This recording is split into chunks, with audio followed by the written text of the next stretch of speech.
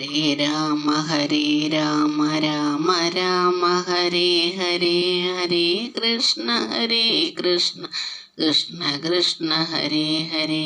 ഹരി ശ്രീ ഗണപതായ നമഃ. വിഘ്നമസ്തു. ഇന്ന് നമ്മുടെ മൂന്നാമത്തെ അനുഭവമാണ് പറയാൻ പോകുന്നത് കേട്ടോ.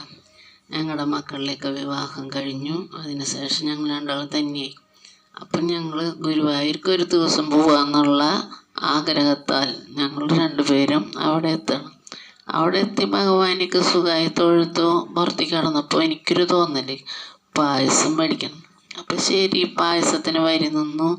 അങ്ങനെ റെസീറ്റ് എടുക്കാൻ നിന്നപ്പോഴാണ് ഞാൻ ഈ കാണുന്നത്, അവിടെ തിരുമുടിമാല എന്ന് എഴുതി വെച്ചേക്കുന്നത്. അപ്പം അതിന് പൈസയൊന്നും അറിയണില്ല, അവിടെ ഒന്നും എഴുതി വെച്ചിട്ട് കാണാനില്ല. അപ്പം അടുത്തുള്ളവരോടൊക്കെ ചോദിച്ചു, തിരുമുടിമാല എന്താണ്, അതിന് എത്രയാണ് പൈസ? അവർക്ക് ആർക്കും തിരുമുടിമാലയെ പറ്റിയിട്ട് ഒരു അറിവുമില്ല. അങ്ങനെ ഞാൻ വിഷമിച്ചു. എൻ്റെ കയ്യിൽ 200 രൂപയുള്ളൂ. അപ്പോൾ ഇതിൽ പായസവും മറ്റുള്ള കാര്യങ്ങളെല്ലാം ഈ തിരുമുടിമാലയും കിട്ടുമോ എന്നുള്ളൊരു വിഷമം നമുക്കങ്ങനെ വന്നു. അപ്പോൾ അങ്ങനെ പ്രാർത്ഥിച്ച് ഇങ്ങനെ നിന്നപ്പോൾ പായസത്തിൻ്റെ റെസീറ്റിൻ്റെ അടുത്തെത്തിയപ്പോൾ അവർ പറഞ്ഞു, കുഴപ്പമൊന്നുമില്ല, 10 രൂപയുള്ള ഒരു തിരുമുടിമാലയ്ക്ക്. അപ്പം ഞാൻ 2 തിരുമുടിമാല മേടിച്ചു. അപ്പോൾ തിരുമുടിമാല കിട്ടുമെന്ന് ചോദിച്ചപ്പോൾ പറഞ്ഞു, ഇപ്പം കിട്ടില്ല, വൈകുന്നേരം ആവും കിട്ടാനായിട്ടെന്ന് പറഞ്ഞു. അങ്ങനെ ഞാൻ പുറത്തേക്ക് ഇറങ്ങാൻ അങ്ങനെ നോക്കിയപ്പോൾ അതിലത്തെ ഒരു ചേട്ടൻ വിളിച്ചിട്ട് പറഞ്ഞു, മോളെ ഇങ്ങോട്ട് വായോ എന്ന് പറഞ്ഞ് വിളിക്കുകയും ഞാനങ്ങനെ ചെന്നപ്പോൾ ഒരു തിരുമുടിമാല എടുത്ത് എൻ്റെ കയ്യിൽ തന്നു. ഒരെണ്ണുണ്ട്, നിനക്ക് ഭാഗ്യമുണ്ടെന്ന് പറഞ്ഞിട്ട് എനിക്ക് തന്നപ്പോഴേക്ക് ഭയങ്കര സന്തോഷമായി. അതെന്താ ചെയ്യണ്ടേന്നൊന്നും എനിക്ക് ഒരു പിടിയുണ്ടായിരുന്നില്ല. വീട്ടിൽ സന്തോഷത്തോടു കൂടെ കയ്യിൽ പിടിച്ച് കൊണ്ടുവന്നു. അപ്പോൾ അവിടെ ഒരു ചെറിയൊരു കൃഷ്ണൻ്റെ രൂപമുണ്ട്. അപ്പോൾ അതിൽ കൊണ്ടുപോയി കെട്ടിവെച്ചു. അങ്ങനെ കെട്ടിവെച്ച് കുറച്ച് ദിവസം കഴിഞ്ഞപ്പോൾ എന്നാൽ പിറ്റേ ദിവസം എടുത്ത് കളയണമെന്നൊന്നും അറിവില്ല. നമ്മൾ കൃഷ്ണനെ പൂജിക്കണമെന്നില്ല. ഗുരുവായൂർ പോയപ്പോൾ ഒരു കൃഷ്ണനെ മേടിച്ചോണ്ടു, അതങ്ങനെ ഷോക്കേസിൽ വെച്ചു. അങ്ങനെ ഇരിക്കുമ്പോഴാണ് ഒരു ദിവസം സ്വപ്നം കാണാണ് ഞാൻ. ദൈവമേ, ഭഗവാൻ ഇങ്ങനെ ഇതിൽ കാണുന്ന കൃഷ്ണൻ തന്നെ കേട്ടാ. ആ കൃഷ്ണൻ അങ്ങനെ കരയാണ്. പക്ഷെ ഈ ഫോട്ടോ അല്ല, അത് വേറെയാണ്. അപ്പോൾ കരഞ്ഞിട്ട് ഇങ്ങനെ എൻ്റെ കണ്ണിൽ കുത്തണു, നെഞ്ചത്ത് കുത്തുന്നു, വേദന എടുക്കണമെന്ന് പറഞ്ഞിട്ടാണ് ഇങ്ങനെ പറയണത്. അപ്പം ഞാൻ ആകെ വിഷമിച്ച് പോയി. 2-3 ദിവസം അടുപ്പിച്ച് സ്വപ്നം കാണാണ്.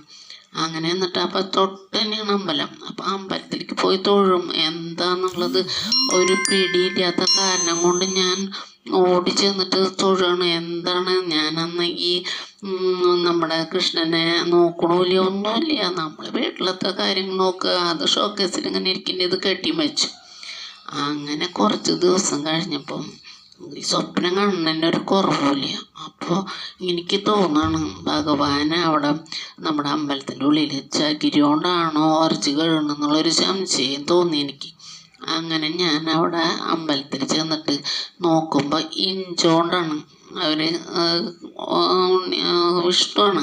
അപ്പോൾ വിഷ്ണുവിൻ്റെ അതിന് ഇഞ്ചോണ്ടാണ് ഉരച്ച് കഴിയണം. അപ്പം ഞാൻ വെറുതെ കുട്ടിയോട് ചോദിച്ചു, മോനെ ഇത് എന്തുകൊണ്ടാണ് ഭഗവാനെ ഉരയ്ക്കുന്നത്? അപ്പോൾ പറഞ്ഞു, ഇത് അമ്മ എന്നാ വിളിക്കുക. അമ്മേ, അതെ, ഇത് ഇഞ്ചോണ്ടാണ് ഞാൻ ഇങ്ങനെ ചെയ്യണത് എന്ന് പറഞ്ഞു. അങ്ങനെ ഞാൻ അപ്പോൾ ഈ കുട്ടി ചോദിച്ചു, എന്താ അമ്മയ്ക്ക് വിഷമം പോലെ ചോദിച്ചപ്പോൾ ഞാൻ പറഞ്ഞു, എന്താണെന്നറിയില്ല, 4 ദിവസമായി ഞാൻ അങ്ങനെ സ്വപ്നം കണ്ടുകൊണ്ടിരിക്കുകയാണെന്ന് പറഞ്ഞു.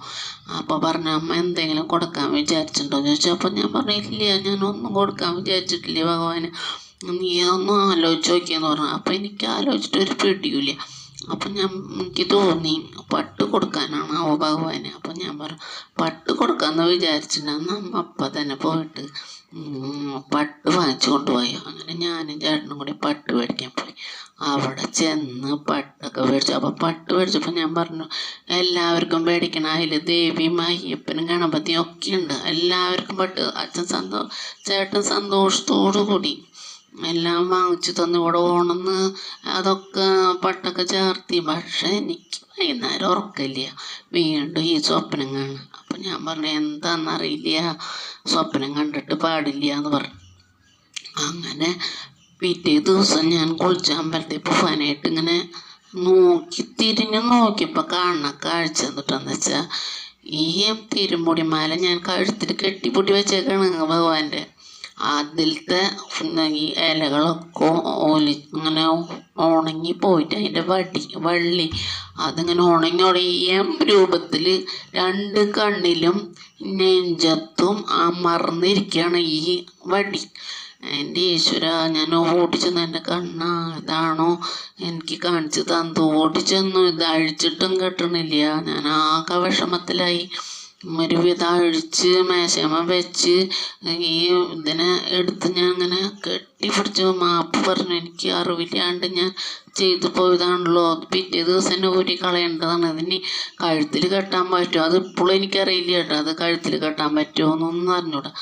അങ്ങനെ ഞങ്ങൾ അങ്ങനെ അതൊക്കെ എടുത്ത് മാറ്റി ചേട്ടൻ വന്നപ്പോൾ ഞാൻ പറഞ്ഞു, ചേട്ടാ വെറുതെ അല്ല ഈ ഇതാണെന്ന് പറഞ്ഞിട്ട് കാണിച്ചു കൊടുത്തു. അപ്പോൾ പറഞ്ഞു, ഞാൻ ശ്രദ്ധിച്ചില്ലേ, നീയും ശ്രദ്ധിച്ചില്ല, ഭഗവാന് ഭയങ്കരമായിട്ട് വേദന എടുത്തിട്ടുണ്ടാവും. അതോ ഇങ്ങനെ കണ്ണിൽ മഴത്തുള്ളി പോലെ കരയാണ് ഭഗവാൻ.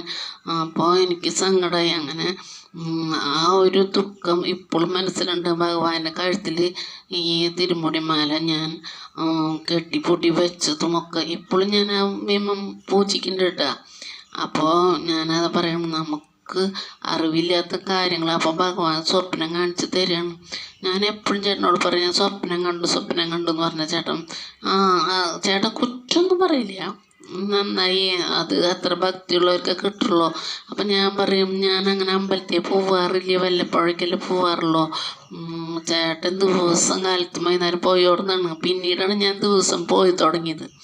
അപ്പോൾ പറയും, അങ്ങനെയല്ല, മനസ്സിലെ ഭക്തിയാവും അത് എന്ന് പറയും. ഇങ്ങനെ ഒരു സംഭവം ഉണ്ടായി.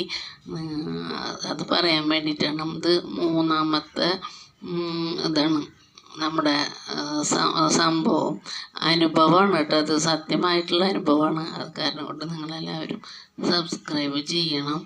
അതേപോലെ തന്നെ എല്ലാവർക്കും ലൈക്ക് അടിക്കണം, ഷെയർ ചെയ്തണം കേട്ടോ.